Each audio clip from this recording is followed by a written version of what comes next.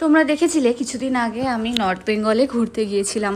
আর এই ঘুরতে যাওয়ার পুরো 4 দিনের মধ্যে সব থেকে স্পেশাল ট্রিটমেন্ট ছিল আমার এই ডিসিশন। কারণ সেদিন আমি ডিসিশন নিয়েছিলাম আমি একটা আননোন ওয়াটারফলে যাব। আমি যে হোমস্টেতে ছিলাম সেখান থেকেই আমি ওইখানকার সন্ধান পাই। আর সেটা প্রায় হোমস্টে থেকে 4.5 কিলোমিটার দূরে অবস্থিত ছিল। পুরোটাই হেঁটে যাওয়ার পথ ছিল এবং পথটা এতটাই খারাপ ছিল যে সেখানে কিন্তু আমাকে রীতিমতো ভেবেচিন্তে যেতে হতো। আমি সেটা জানতাম না যে এই পথটা এতটা খারাপ। আর এই পথটা যেখান দিয়ে গেছে সেখানে কিন্তু সত্যিই লিপার্ড থাকে এবং ব্ল্যাক পাইথন থাকে। তো এই রাস্তায় যেতে যেতে অনেক রকম অভিজ্ঞতা হয়েছে। আর এই ভ্লগে আজকে সারা দিনের অভিজ্ঞতাটাই কিন্তু শেয়ার করব। এই দেখো এখানে তোমরা দেখতে পেলে কিনা জানি না, এই রাস্তাটার মধ্যে ছিল অসংখ্য কাঁকড়া। তবে এই কাঁকড়াগুলো কিন্তু ব্ল্যাক কালারের ছিল। আর এই যে ছেলেটিকে দেখলেন উনি কিন্তু আমাদের সঙ্গে গিয়েছিলেন। ওনার জন্যই বিশেষ করে আমি ওই ওয়াটারফল পর্যন্ত পৌঁছতে পারি, কারণ ওখানে যাওয়ার সাহস বা মানসিকতা কোনোটাই ছিল না। আর এই দেখো চা বাগান, এটা কিন্তু রামফল গাছ। এই গাছগুলো সবই আনওয়ান্টেড, কেউ কিন্তু পোতেনি, নিজে থেকেই হয়েছে। আর এই দেখো সেই ব্রিজ, যে ওয়াটারফলে আমরা যেতে চেয়েছিলাম তার ওপরের অংশ এটা, আর তার থেকেও নিচে আমরা পৌঁছে গিয়েছিলাম। আর এই ব্রিজটার অবস্থাও ভীষণ খারাপ ছিল, ওখানে যেতেও ভয় লাগছিল, কিন্তু এই অ্যাডভেঞ্চারটা মিস করতে চাইনি। এই দেখো এই ওয়াটারফলের নিচের অংশটা কিন্তু আরও সুন্দর। আমি এখান থেকে কিছুটা ভিউ নিয়ে নিচে চলে গেছিলাম। আর নিচের পথটা এতটাই কঠিন ছিল যে এখানে কেউ যাওয়ার সাহস পাবে না।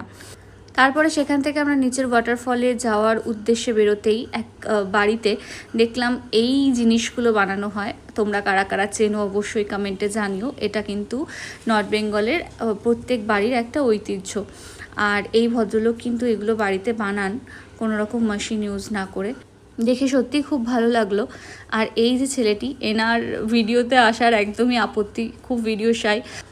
আর জানো তো এখানে দেখলাম টমেটোগুলো এই রকম দেখতে, এই যে গ্রিন কালারের, এগুলো লাল হবে পরে। আর এটা কিন্তু কফি গাছ, এখান থেকেই কফি পাওয়া যায়, তবে অনেক প্রসিডিওর থাকে। আর তারপর বড় এলাচ গাছও দেখলাম, এই যে সেই বড় এলাচ গাছ, আর এর তলায় কিন্তু এলাচ থাকে। তুলে উনি আমাদেরকে দেখালেন, কিন্তু কাঁচা অবস্থায় কোনো স্মেল পাওয়া যায়নি। এই যে হাতে, এটা কিন্তু বড় এলাচ।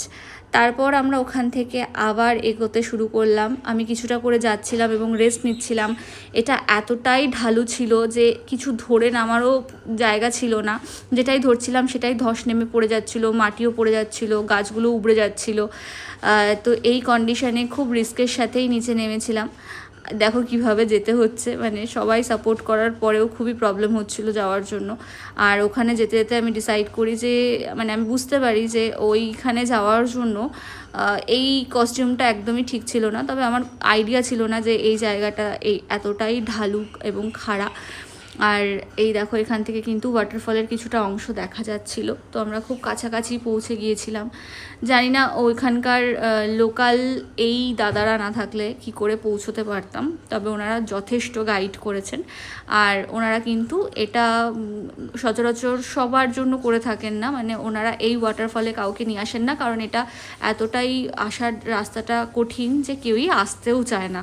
আর এই যে এর ভেতরে যেই ফোকরগুলো দেখতে পাচ্ছ, যে গুহাগুলো দেখতে পাচ্ছ, এর মধ্যেই কিন্তু লেপার্ড থাকে। আর এখানে কিন্তু ব্ল্যাক পাইথনও থাকে ওনারা বলেছেন। আর এই ওয়াটারফলটার উদ্দেশ্যেই আমরা এত কষ্ট করে পথ অতিক্রম করে এসেছি। আর এখানে অনেক মাছও ছিল, সেই সমস্ত ভিডিওগুলো ক্যাপচার করা পসিবল হয়নি। তবে সত্যিই আমার এই অনুভূতি ভীষণই স্পেশাল। এই গুহাগুলোতে কিন্তু লিপার্ড থাকে এবং লিপার্ড কিন্তু 8:30 9টার পরে বের হয়। রাতে নাকি পাহাড়ের ওপরে এই সমস্ত জায়গায় লিপার্ডগুলো বসে থাকে এবং দেখে আমার সত্যি ভীষণ ভালো লাগছিল। এই ভিডিওটা প্রায় বলতে গেলে 1.5 মাস আগের। আর এনার নাম ছিল ইয়োগেন, এনাদের হোমস্টেতেই আমরা ছিলাম। আর ইয়োগেনের বন্ধুর বাড়ি থেকে আমরা একটু জুসও খেয়ে নিয়েছিলাম আস্তে আস্তে। তারপরেও আমাদের অনেকটা রাস্তা ছিল হোমস্টেতে ফেরার জন্য বাকি। আর এই সুন্দর সময় কাটাতে কাটাতে আমরা পৌঁছে গেলাম, তারপরে গিয়ে করে নিলাম লাঞ্চ। আর এই যে ঘিটা দেখতে পাচ্ছ, এটা কিন্তু বাড়ির গরুর দুধের বাড়িতে বানানো ঘি।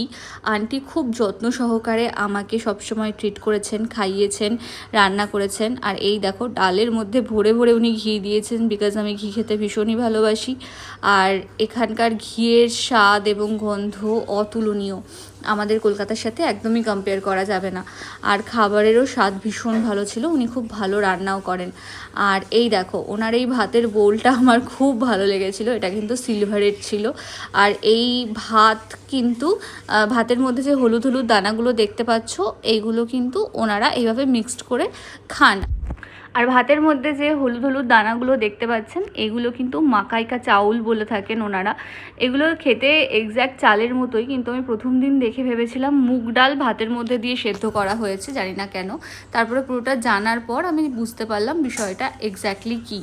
আর সেদিন আন্টি মেনুতে বানিয়েছিলেন আমার জন্য। আমি প্রথমত ভীষণ ক্ষুধার্ত ছিলাম, কারণ ব্রেকফাস্ট সেভাবে করা হয়নি।